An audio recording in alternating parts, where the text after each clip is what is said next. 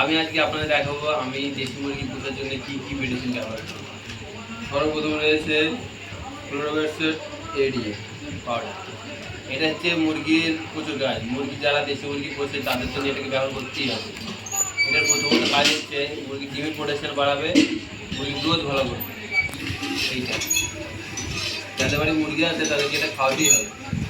তারপর একটা হচ্ছে কৃমির ওষুধ। প্রত্যেকটা মুরগিকে 2 মাস পর পর কৃমি ওষুধ খাওয়াতে হবে। আমি যেটা বলি সেটা আপনারা ফলো করবেন। 2 মাস পর পর এই কৃমির ওষুধটাকে খাওয়াতেই হবে। এটার নাম কি হচ্ছে যে আলবোমার।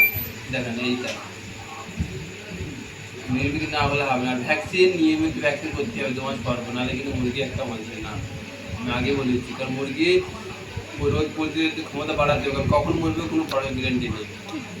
তারপরে হচ্ছে এইটা হচ্ছে কৃমির ওষুধ। এটা হচ্ছে গরুর ওষুধ। আমার বাড়িতে যেহেতু গরু আছে তার জন্য এই ওষুধটা। যাদের বাড়ি গরু আছে তাদেরকেও বলে দিচ্ছি, হ্যাঁ, গরুর এই কৃমি ওষুধটা খাইয়ে এই যে একটা ভিটামিন ওষুধ আছে নামটা করে নেন, ভিটকান্ডান দেখ হবে। নাম হচ্ছে